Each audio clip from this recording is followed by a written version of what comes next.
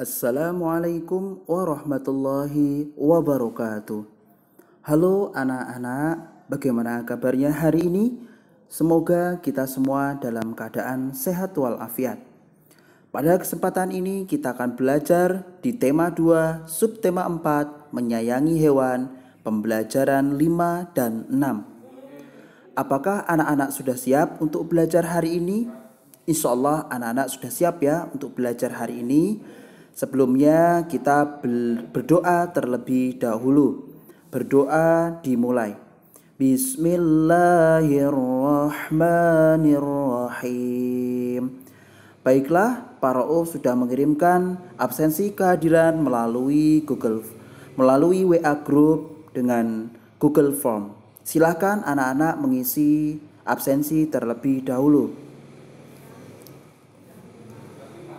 Materi hari ini yang pertama adalah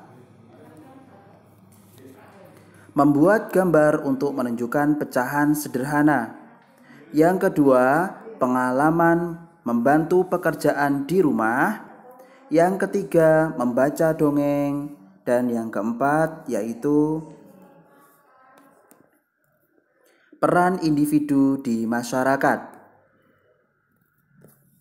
Nah, anak-anakku sekalian, kita akan memasuki ke pembelajaran kelima, yaitu membuat gambar untuk menunjukkan pecahan sederhana. Nah, cobalah simak bacaan berikut ini. Pada hari Minggu, Melanie diajak ayah dan ibunya menonton lumba-lumba. Sebelum masuk ke tempat pertunjukan, ayah membeli roti untuk Melanie. Perhatikan, roti. Tetapi roti itu terlalu besar. Nah, beli rotinya itu terlalu besar. Nah, Melanie membagi roti itu menjadi 3. Berarti satu roti dibelah menjadi 3. Ya, dari sini anak-anak sudah paham ya. Nah, 1 potong dimakan Melanie, 1 potong diberikan kepada ibu, 1 potong diberikan kepada ayahnya. Nah, coba anak-anak perhatikan gambar berikut ini. Pak Rauf akan tayangkan. Nah, ini ada roti yang sudah dipotong menjadi 3. Nah, ketiga potongan tersebut akan dibagikan kepada orang tuanya, yaitu ayah dan bundanya, ibu dan bapaknya.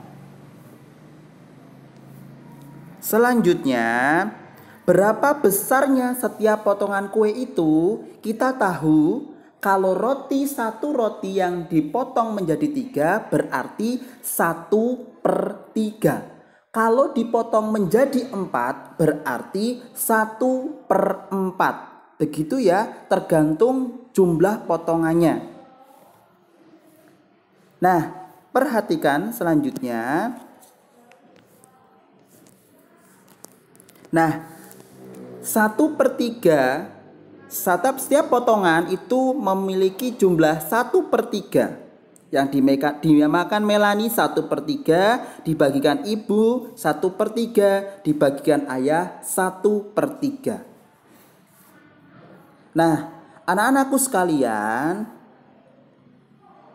Pak Rauf akan bawa anak-anak sekalian untuk menceritakan tugas di rumah. Nah, bacalah cerita pengalaman Melanie yang disajikan dalam buku siswa halaman 18. Setelah selesai, amatilah kegiatan di rumahmu setiap hari. Catatlah hasil pengamatanmu dalam bentuk tabel seperti di bawah ini. Nah, di sini terlihat yang pertama adalah nama anggota keluarga, kedudukan di rumah, tugas yang dilakukan. Contoh, nomor 1, Melanie. Kedudukannya sebagai apa? Sebagai anak. Tugasnya apa? Yaitu membantu pekerjaan orang tua, memberi makan dan minum kucing. Nah, sebelumnya anak-anak harus membaca terlebih dahulu ya, buku siswa halaman 18. Nah, anak-anakku sekalian, di sini ada materi yang Pak Rauf sampaikan. Membantu orang tua untuk melakukan beberapa pekerjaan di rumah itu sangat menyenangkan. Selain meringankan pekerjaan mereka, kita juga bisa belajar mandiri di rumah. Tidak harus pekerjaan yang berat. Lakukan pekerjaan sederhana seperti, ini yang sederhana saja ya anak-anak ya, seperti menyapu lantai, melipat pakaian, membersihkan meja, menaruh pakaian kotor pada tempatnya. Itu pekerjaan yang sederhana sekali yang bisa anak-anak lakukan. Nah, menyapu rumah. Lantai adalah bagian dari rumah yang seringkali terkena debu atau kotoran karena aktivitas kita sehari-hari. Nah, menyapu lantai tidak sulit dilakukan. Nah, kita pun pasti bisa mencobanya. Silahkan anak-anak untuk mencoba menyapu di rumah. Itu bentuk dari membantu orang tua. Yang kedua bisa dilakukan adalah dengan cara melipat pakaian. Nah, pakaian yang baru dicuci dan belum sempat disetrika terkadang menumpuk begitu saja. Nah, anak-anak, setelah dicuci dan kering, kamu bisa membantu melipat pakaiannya sebelum disetrika. Yang terakhir yaitu membersihkan meja. Nah, itu bisa anak lakukan, yaitu selesai makan, meja menjadi kotor karena sisa-sisa makanan. Nah, anak-anak bisa langsung membersihkannya dengan lap seperti itu. Nah, anak-anakku sekalian, nah sekarang kalian bisa menerapkan di sini tugas dari keluarga. Satu mungkin di sini ada contoh yaitu Melani, terus kedudukan sebagai anak, tugas yang dilakukan membantu pekerjaan orang tua dengan cara melihat teks halaman 18. Perhatikan, ceritakan tugasmu di rumah dengan percaya diri. 1. Apa saja tugasmu di rumah? Bisa saja menyapu rumah, melipat pakaian, membersihkan meja, dan lain sebagainya. Yang kedua, bagaimana caramu mengerjakan tugas itu? Caranya bagaimana? Berarti ada prosesnya. Gimana cara menyapu? Gimana cara melipat pakaiannya? Nah, yang ketiga, siapa yang membantu mengerjakan tugas itu? Adakah yang membantunya? Bisa orang tua, bisa ayah, bunda, adik, kakak, paman, mbah, itu bisa. Keempat, tugas itu menurutmu berat atau ringan? Nah, kira-kira pekerjaan yang anak-anak lakukan itu kira-kira berat atau ringan? Yang kelima, bagaimana perasaan mengerjakan tugas itu? Nah, setelah anak-anak mengerjakan tugas itu, bagaimana perasaannya? Membantu orang tua. Nah, anak-anak bisa nanti ditulis. Selanjutnya, membaca dongeng. Membaca dongeng. Bacalah dongeng Kucing Desa dan Kucing Kota yang ada di buku siswa halaman 183 sampai 184.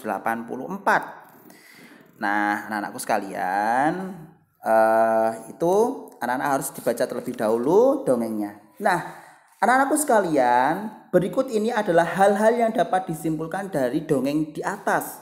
Nah, setelah anak-anak membaca teks terkait kucing desa dan kucing kota, ternyata yang pertama adalah dongeng di atas termasuk yang dibaca anak-anak adalah jenis fabel. Nah, tokoh dongeng di atas adalah tokoh pemainnya. Siapa pemainnya anak-anak? Nah, pemainnya adalah kucing desa dan kucing kota. Itu namanya tokoh pemain atau aktor. Nah, selanjutnya kehidupan di desa pada cerita digambarkan sebagai kehidupan penuh kesederhanaan. Nah, di desa itu banyak kesederhanaan sekali hidupnya, namun penuh dengan kedamaian dan ketenangan. Nah, kucing desa ingin pergi ke desa dikarenakan tidak tahan dengan kehidupan di kota, termasuk cara memperoleh makanan, dan kecewa dengan keadaan kota tidak seperti dengan yang dibayangkan. Jadi kucing desa itu membayangkan kehidupan di kota. Wah, kayaknya enak ya hidup di kota. Nah, ternyata tidak sesuai dengan apa yang dibayangkannya. Nah, apa pesan yang digandung? Dalam cerita atau fabel ada pesan atau amanat yang didapat kita ambil, yang dimunculkan. Nah, bahwa bayangan kehidupan kota tidak selalu sama dengan dibayangkan dan diharapkan.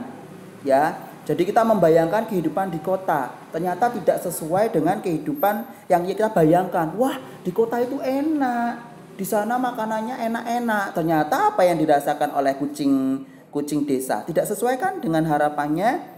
Nah, kehidupan di desa itu lebih tenang dan damai. ya. Nah, disinilah anak-anak sekalian, anak-anak itu dapat menyusun dialog drama dari cerita fabel Kucing Desa dan Kucing Kota.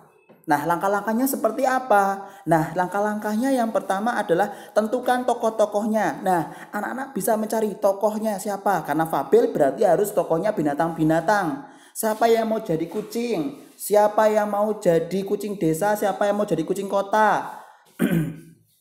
Ataupun dan lain sebagainya. Yang penting itu berbentuk ceritanya, dialognya, bentuknya hewan, tokohnya hewan. Gitu ya anak-anak ya.